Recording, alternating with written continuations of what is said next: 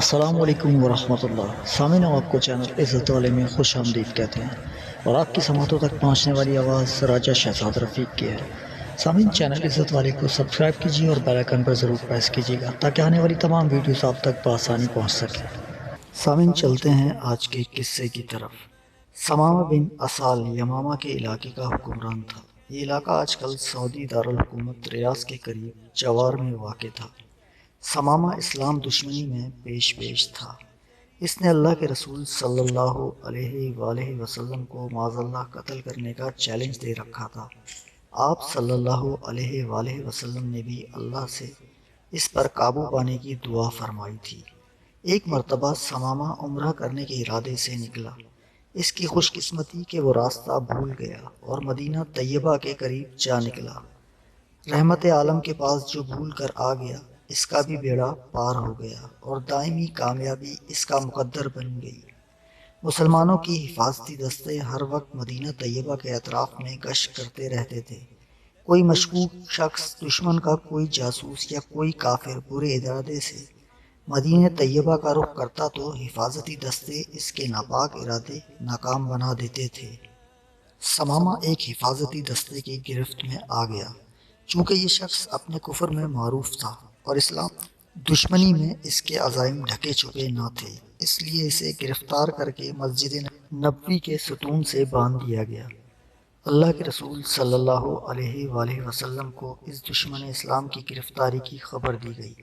آپ تشریف لائے، اسے دیکھا۔ لمبا قد، خوبصورت چہرہ، توانا جسم، بھرا ہوا سینہ، اکڑی ہوئی گردن، اٹھی ہوئی نگاہیں، تمکنت، شان، شکوہ، سطوت، سولت، غرض برے حکمرانے والے تمام عیب اس کی شخصیت سے عیاں تھے۔ آپ صلی اللہ علیہ وآلہ وسلم آگے بڑھے اور پوچھا، ثمامہ کیا حال ہے؟ آخر میرے رب نے مجھے تم پر قابو دے ہی دیا۔ اس نے نہایت غصے اور تکبر سے جواب دیا، اے محمد صلی اللہ علیہ وآلہ وسلم، ٹھیک ہے، معاملہ ایسا ہی ہو گیا ہے، مگر سنو، اگر تم مجھے قتل کرو گے تو میرے قتل کا بدلہ لیا جائے گا، کیونکہ میں کوئی معمولی آدمی نہیں ہوں، اور اگر مجھے معاف کر دو گے تو ایک ایسے شخص کو معاف کرو گے جو اس شکر گزاری کے ساتھ بدلہ دینے کی صلاحیت رکھتا ہے۔ ہاں، اگر مال و دولت کی ضرورت ہو تو جتنا چاہو دیا جا سکتا ہے۔ سامعین اکرام، ذرا یہاں رک جائیے۔ اس کی گفتگو لب و لہجے پر غور فرمائیے کہ وہ تاریخ کے سب سے بڑی شخصیت سے کتنی بے ادبی اور کس قدر تکبرانہ انداز میں گفتگو کر رہا ہے۔ دنیا کا کوئی اور حکمران ہوتا تو اس وقت اس کی گستاخ کی گردن اڑانے کا حکم دے دیتا، مگر محمد مصطفیٰ صلی اللہ علیہ وآلہ وسلم کے حلم و صبر، ثبات، اعلیٰ ظرفی اور اعلیٰ اخلاق کے کیا کہنے کہ گستاخانہ گفتگو سننے کے بعد بھی اللہ کے رسول صلی اللہ علیہ وآلہ وسلم نے اس کو اس کے حال پر چھوڑ دیا، کوئی سخت بات نہیں فرمائی، بلکہ صحابہ کرام کو حکم دیا کہ اس کی ضیافت کرو۔ دوسرا دن ہوا، پھر اللہ کے رسول صلی اللہ علیہ وآلہ وسلم ثمامہ کے پاس سے گزرے اور دریافت فرمایا، ثمامہ کیا حال ہے؟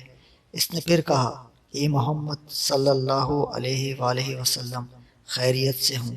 اگر قتل کر دو گے تو یہ ایک ایسے شخص کا قتل ہوگا جس کا خون رائے گا نہ جائے گا۔ اگر معاف کر دو گے، ایسے شخص کو معاف کرو گے جو شکر گزار ہوگا۔ اگر مال چاہتے ہو تو بات کرو، پیش کر دیا جائے گا۔ ابو ہریرہ رضی اللہ تعالی عنہ کہتے ہیں کہ ہم جیسے مساکین آپس میں گفتگو کرتے ہوئے کہتے تھے، اسے قتل کر کے کیا ملے گا؟ امیر آدمی ہے، اس سے مال ہی لینا چاہیے، کم از کم کچھ دنوں کے لیے روٹی تو میسر آ جائے گی۔ تیسرا دن ہوا، آج اس چیز کا فیصلہ ہونا تھا۔ اللہ کے رسول صلی اللہ علیہ وآلہ وسلم نے پھر پوچھا، ثمامہ کس حال میں ہو؟ اس نے حسب حال کہا، خیر ہے، اور ساتھ ہی اپنے گزشتہ الفاظ دہرائے، جس میں اس نے بڑے طمطراق سے فخریہ انداز میں اپنے قبیلے کا ذکر کیا، اپنے مال و دولت کی کثرت کا اظہار کیا اور ساتھ ہی دھمکی بھی دے ڈالی۔ صحابہ کرام منتظر ہیں کہ دیکھیے اس گستاخ کو کیا سزا ملتی ہے۔ آپ کی آواز اور حکم کی طرف کان لگائے کھڑے تھے۔ رحمت للعالمین صلی اللہ علیہ وآلہ وسلم نے حکم دیا، اس کی رسیاں کھول دو۔ پھر ثمامہ سے فرمایا، جاؤ میں تمہیں بغیر کسی شرط کے رہا کرتا ہوں۔ حکم کی تعمیل ہوئی، ثمامہ کو رہا کر دیا گیا۔ اس نے اپنی سواری پکڑی اور مدینہ طیبہ سے باہر بھاگنے لگا۔ رسول اللہ صلی اللہ علیہ وآلہ وسلم کے لطف و کرم سے وہ اپنی جان و سلامت لے کر نکل آیا تھا، لیکن وہ اپنا دل تو رحمت للعالمین صلی اللہ علیہ وآلہ وسلم ہی کے پاس چھوڑ آیا تھا۔ مسجد نبوی سے باہر نکلتے ہوئے اسے بے اختیار خیال آیا کہ اتنے برگزیدہ، اتنے بلند حوصلہ انسان تو میں نے آج تک نہیں دیکھے۔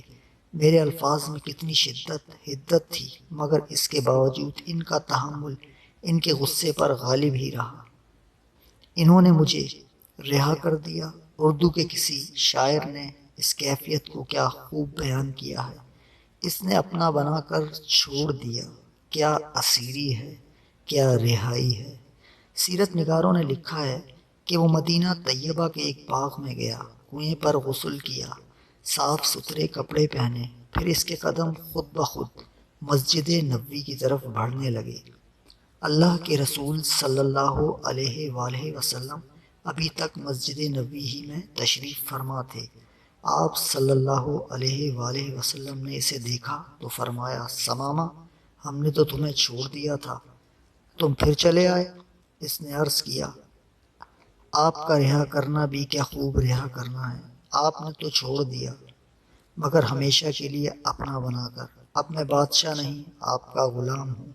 میری تمنا ہے کہ مجھے کلمہ طیبہ پڑھایا جائے اور اپنے جانثاروں میں شامل کر لیا جائے۔ اسلام کی نعمت ملنے کے بعد اس نے کہا، اے اللہ کے رسول، اس کائنات میں آپ کا چہرہ میرے لیے سب سے زیادہ قابل نفرت تھا۔ آپ کے دین کو میں نہایت برا سمجھتا تھا۔ آپ کا شہر میرے لیے سب سے زیادہ ناپسندیدہ تھا، مگر آپ کے دامان رحمت میں آ جانے کے بعد اب آپ کا چہرہ مجھے کائنات کے سب چہروں سے زیادہ محبوب ہے۔ دنیا کا کوئی دین آپ کے دین سے بہتر اور افضل نہیں۔ آپ کی یہ بستی ہوئے زمین کی ساری بستیوں کے مقابلے میں میرے لیے محبوب ترین ہے۔ میں گواہی دیتا ہوں کہ اللہ تعالیٰ کے علاوہ کوئی معبود برحق نہیں، اور میں گواہی دیتا ہوں کہ محمد صلی اللہ علیہ وآلہ وسلم اس کے بندے اور رسول ہیں۔ اب ثمامہ رضی اللہ تعالیٰ عنہ عرض کرتے ہیں، اللہ کے رسول صلی اللہ علیہ وآلہ وسلم، میں عمرے کی نیت سے گھر سے نکلا تھا۔ اب جب میں مسلمان ہو گیا ہوں، مجھے عمرے کی اجازت عطا فرمائیں۔ اللہ کے رسول صلی اللہ علیہ وآلہ وسلم نے اس کی تربیت فرمائی اور عمرے کا صحیح طریقہ بتایا۔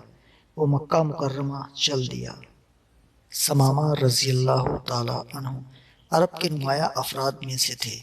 مکہ مکرمہ میں قیام کے دوران وہ اللہ کے رسول صلی اللہ علیہ وآلہ وسلم کی صفات اور اسلام کے حوالے سے مجالس میں گفتگو کرتے رہے۔ کفار کے لیے باتیں بہت تکلیف دہ تھیں، چنانچہ انہوں نے کہا، ثمامہ بے دین ہو گیا ہے۔ اس نے کہا، اللہ کی قسم، میں بے دین نہیں ہوا، بلکہ میں مسلمان ہو گیا ہوں، اور میں نے محمد صلی اللہ علیہ وآلہ وسلم کی نبوت کی تصدیق کی ہے۔